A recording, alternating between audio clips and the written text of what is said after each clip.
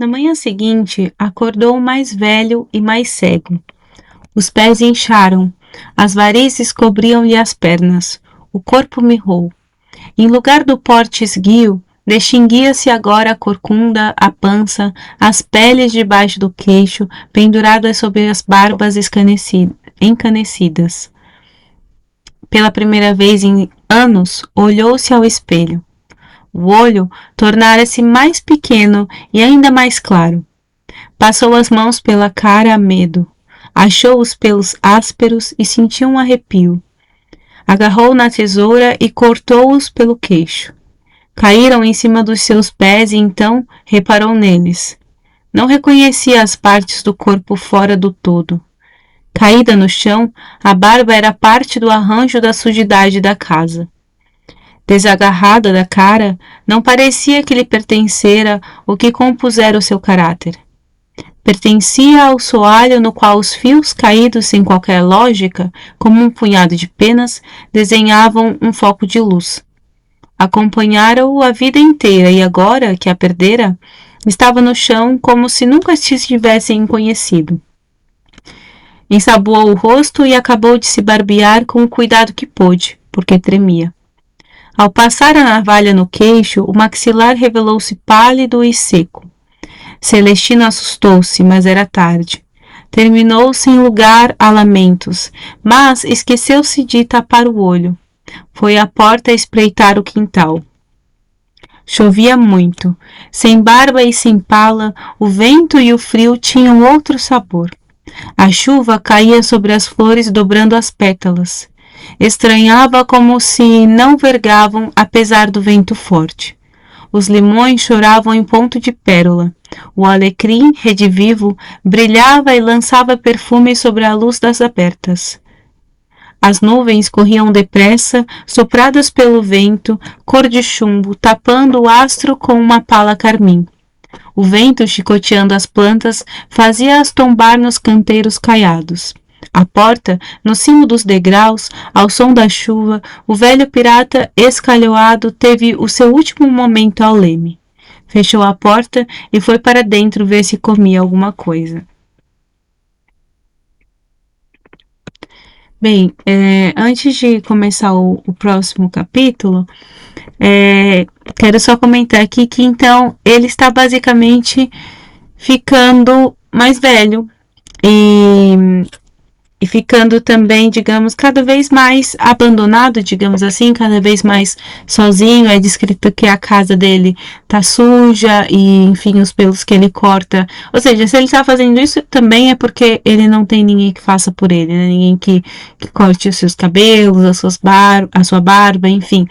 Então, nós vamos vendo também um fim bem solitário, também num sentido externo, né? Como eu estava comentando no capítulo passado. E acho que daqui o mais importante é dizer isso, é dizer dessa descrição da solidão, da desconexão com o mundo, com a sociedade, etc. Continuando. Recebia o médico de quando em quando. Recomendava-lhe caldo e descanso, poucas saídas. As mulheres das casas vizinhas, que ainda se lembravam das suas tias, traziam-lhe comida. O padre visitou o apoquentado e não esteve com meias palavras. Não se quer confessar, capitão. Nunca é tarde. Celestino, a arder de febre na cama, cerrou os dentes e fez que não com a cabeça, com veemência. A seguir, fechou o olho e o padre saiu e deixou-o no quarto. Inspirado pela necessidade de tratar do jardim que, com a chegada do frio, temia ter sido queimado pela geada, foi recuperando. Mas, ao sair de casa, muitas manhãs depois, o jardim estava à sua espera, com a cara de sempre. A água corria pingue que pingue nos mesmos condutos que construíra para segurar a rega dos canteiros. As rosas estavam frescas do orvalho. Os cravos e as sardinheiras viçosos e silenciosos, risonhos como os deixara. Se alguma coisa no céu tivera piedade do monstro que fora e que era, revelava-o sob a forma de flores e frutos, mostrando-se como uma graça que só ao capitão cabia regar. Por altura do São João, nesse ano, fez-se uma grande fogueira na praia. Celestino apareceu, levado por Manuel, um primo do falecido caseiro Amadeu, que fez questão de o ir buscar à casa. O fogo iluminou as ondas escuras que rebentavam com estrondo. Os pares saltaram à fogueira com um ímpeto alegre ao som das cantigas. Mas tudo lhe soou desfasado do seu ritmo interior, que abrandava a cada dia, como um relógio que tivesse sido atrasado. De regresso à casa, a caminhar depressa pelo meio da confusão, os risos, as falas e as sombras das gentes assustaram-no, vindo ao seu encontro na noite. Tropeçou nas botas de um rapaz e caiu ao chão. Meteu por uma esquina escura, perdeu-se entre os vestidos e os urros. Manuel encontrou-o, caído num beco, depois de procurar várias horas e só o reconheceu pelo chapéu. Leva-me a casa, disse ao rapaz. Tremia de frio, tinha o queixo em sangue. Foi a primeira e única vez na vida que implorou alguma coisa, fosse a quem fosse. Gozava a brisa no quintal. Durante a tarde, sentada na cadeira, mas a sua pele de pirata não voltou a ganhar cor. Quase cego, conhecia as plantas pelo tacto e pelos nomes que lhes dava. Cantava-lhes baladas. Elas respondiam, pensava o velho corsário, florindo. Uma vez ou outra, aparecia no quintal um gato ou um rafeiro, parava por lá, ficando 2 semanas ou 3 no engodo dos ossos que Celestino lhe deixava. Confundia os animais com as flores. Aos coelhos que cavavam buracos nos canteiros, torcia-lhes o pescoço. Ajoelhado, enterrou junto ao limoeiro os fios brancos da barba esquecidos no chão da sala. Jogados na terra, brilhavam como fios de ouro. Pareceram-lhe mais sujos do que o julgava, cioso que era de ter as barbas sempre lavadas. As pontas estavam amarelas do fumo das cigarrilhas. O fio era menos macio do que quando o tinha colado à cara. Talvez fosse uma forma de assegurar que era enterrado no seu jardim ou hábitos das suas aventuras nas florestas misteriosas do passado. Assim, daria com o seu cheiro depois de morto e saberia o caminho de volta às flores quando tivesse saudade delas. Mas enterrou-os com tal pressa a olhar por cima do ombro que o mais provável é ter confundido as próprias barbas com uma saca de moedas. E não voltou a adormecer sem a companhia apardalada do medo de que lhas roubassem. Todos os dias o jardim estava diferente. Jamais se entediava. De noite, a natureza tratava de lhe imprimir o matutino. Pela manhã, saindo ao quintal, vinha dar conta dos casos, dos espinhos, das borboletas, das teias de aranha, dos pulgões e do estado dos alporques dos cravos. Bem, aqui termina esse capítulo 19 e eu quero fazer um destaque aqui quando é dito que ele era um monstro. Então, fala-se que alguém no céu, enfim, Deus, alguma coisa, tivera piedade do monstro que fora e que era. Então, olha a descrição que é dita, que é dada ao Celestino, que ele fora um monstro e que ele ainda era esse monstro. Mas alguém, ou Deus, ou o céu, enfim, tinha piedade dele. Por quê? Porque manteve o seu jardim lindo e maravilhoso quando ele finalmente saiu de casa, porque ele esteve doente, etc. Quando ele saiu, ele viu o seu jardim em perfeito estado.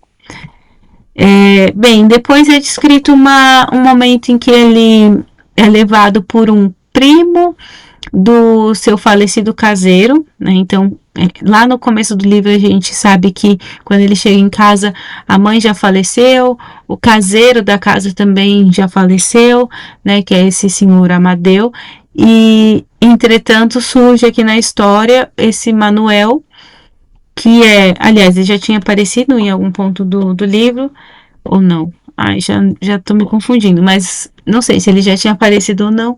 Mas pronto, surgiu o Manuel, e ele é um jovem, pronto, que vai levar o Celestino para a festa de São João ali da vila, ali no mar e tal, para ver a fogueira, enfim. Só que chega um momento que o Celestino se sente perturbado por toda aquela agitação. É dito que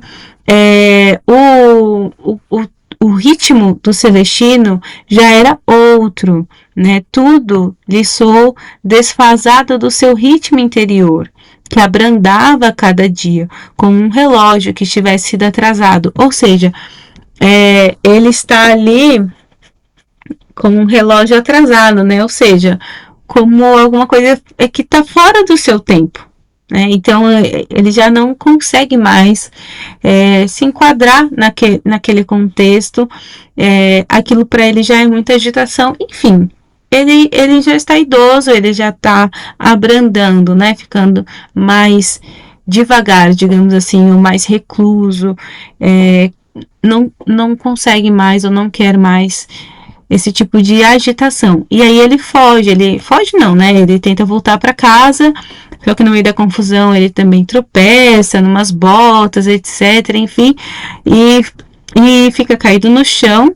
E aí, em dado momento, o Manuel o encontra e o Celestino no chão diz para o rapaz, faz um pedido, leva-me a casa.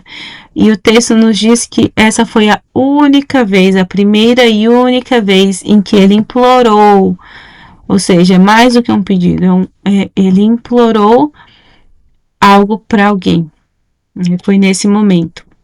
Isso também mostra muito do caráter do Celestino, né? Uma pessoa dura, firme, rígida, que não precisa de ninguém, que não pede nada para ninguém, muito menos ajuda e muito menos implora. Enfim, e aí fala, pronto, depois que, quando ele volta a cuidar do seu quintal, ele está ali enxergando bem mal também, né? Está quase cego, ele já não enxergava de um olho, né? Pirata. E do seu outro olho ele quase não está enxergando, então às vezes ele se confundia ali com as plantas, aliás, ele confundia um pouco as plantas com os gatos e tal, é dito isso, mas ele ia reconhecendo as plantas através do cheiro, do tato, enfim, e diz que ele canta para elas, enfim, é uma relação pronto que ele tem com as plantas e ele se apega ali ao seu jardim, como nós já sabemos. Eu fiz um comentário do que pode ser jardim, vocês podem fazer outras interpretações, podem colocar nos comentários o que vocês acham também que pode significar esse jardim, digamos assim. E é isso, até o próximo capítulo.